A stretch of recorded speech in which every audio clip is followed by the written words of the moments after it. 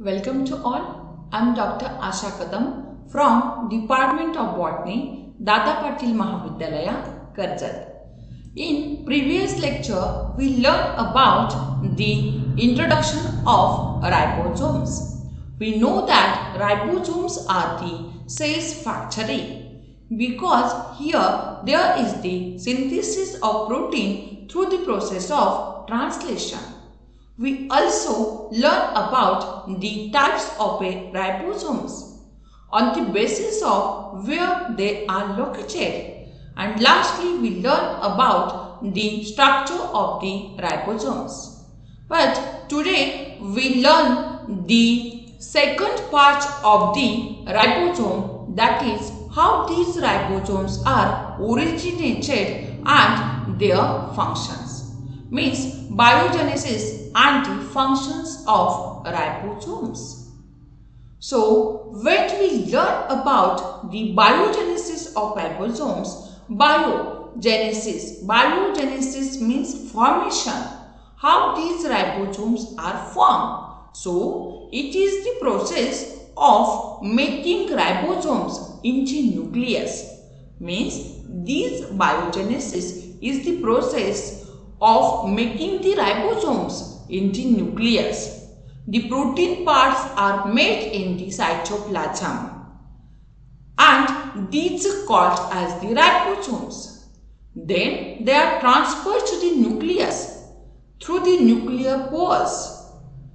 After rRNAs, that is the ribosomal RNAs, they are transcribed into nucleolus and the ribosomal proteins and the rRNA, they are bind together and they forming the larger and the smaller subunits. So, they are transported out of the nucleus through the pores, and that say that here the ribosomes are originated or they are formed from the nucleus. So, regarding the biogenesis of ribosomes, the hypothesis states that these ribosomes, they are originated from the nucleus. So, here this diagram show that the smaller subunit and the larger subunit, these subunits are originated or they are formed from the nuclear part, means the nucleolus, through the nucleolus. So, in short, we say that the formation of ribosomes occurs through the nucleus. Then we learn the different functions of ribosomes. We know that the main and the most important function of the ribosome, that is the protein synthesis. So, these ribosomes play an important role in the site of a protein synthesis through the process of translation. And that's why here the ribosome is called as the cell's factory, because the most important component or the molecule, that is the protein, and this protein is synthesized through these ribosomes. Or ribosomes are play an important role in the process of a protein synthesis through the translation. It begins with transcription of a messenger RNA in the nucleus. So, this process begins with the transcription of a young RNA, that is the messenger RNA in the nucleus. This messenger RNA travels to the cytoplasm with specific codes. Then it binds to the small subunit of the ribosomes, and after that these two subunits, they are come together and they form the protein particles. So this diagram show that there is the chain of polypeptide through which there is the formation of a protein molecules. So ribosomes, the important organelles which synthesize the protein, and that's why this ribosome is also called as the synthesizer of protein, because of they are play important role in the protein synthesis, and that's why these ribosomes also called as the synthesizer of proteins. So there are different functional requirements for the synthesis of protein. That is they having a secure site for the operation. These are the schematic representation of a ribosomes, where there are the different sites for the process of a translation through which there is synthesis of a protein molecules. So these ribosomes, they having a secure site for the operations which formed by the binding of two subunits, that is the smaller and the larger. There is a supply of information, or we also call as the blueprint. They supplied by the nucleus through the messenger RNA. They supplied messages through the messenger RNA to the nucleus. It also supply of amino acids to build from. So they are transferred by the transfer RNA force. They acquire from the food, means here there is also it releases in the cytoplasm. They also having the exit and entry sites.